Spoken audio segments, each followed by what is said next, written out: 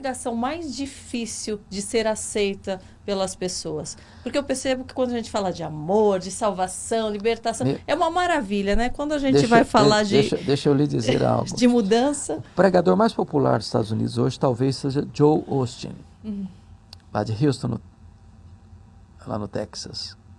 E eu um dia fiquei muito chocado, porque ele tem uma igreja linda, grande, um comunicador de mão cheia. E ele disse assim: na minha igreja não se prega sobre o pecado. As pessoas já estão muito machucadas, aqui eu tenho que pregar uma coisa gostosa, botar as pessoas para frente e tal. Nós estamos vivendo uma geração que as pessoas estão pregando sobre prosperidade, sobre milagres. Deus virou um despachante celestial.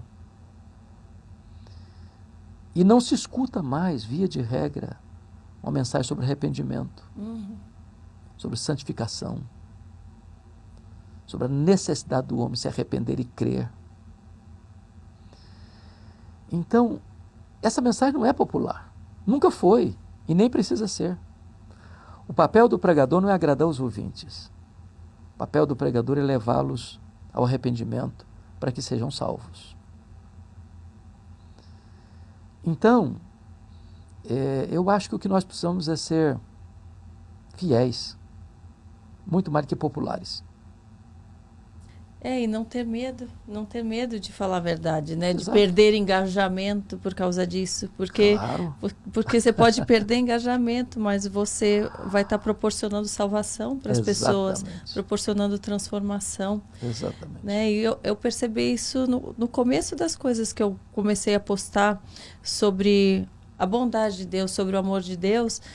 E as pessoas falam, mas eu não encontro isso que você tem encontrado. Daí eu comecei a falar, será que não é porque está faltando a entrega? Está faltando você se modificar, você se arrepender, você olhar para si mesmo, né?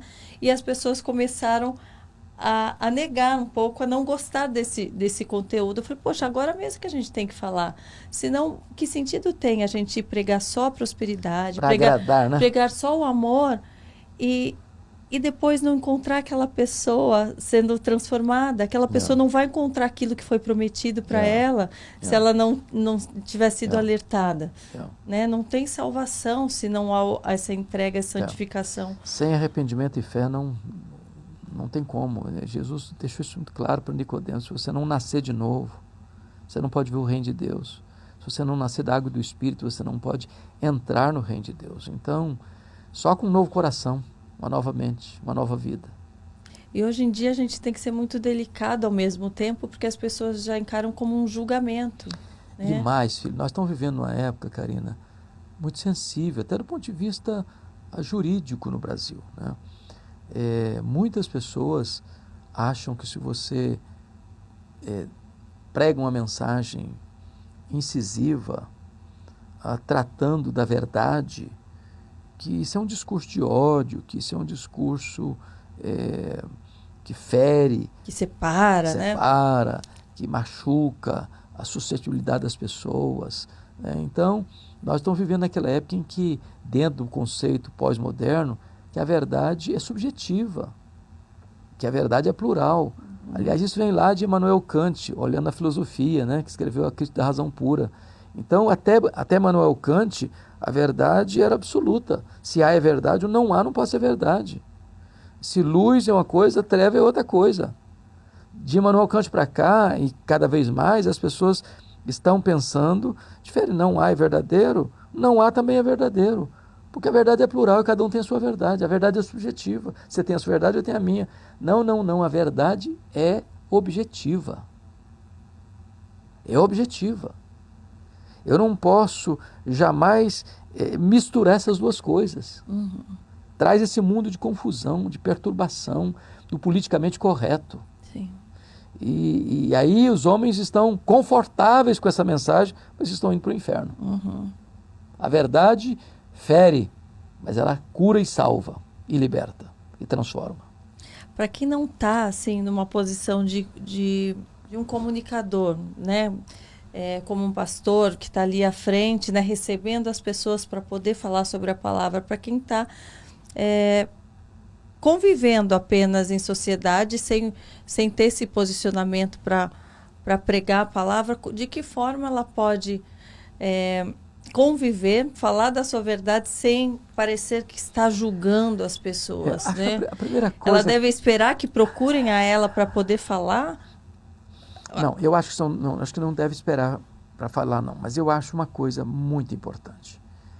A nossa vida tem que ir na frente. Não há nada que é mais prejudicial ao Evangelho do que a dureza da mensagem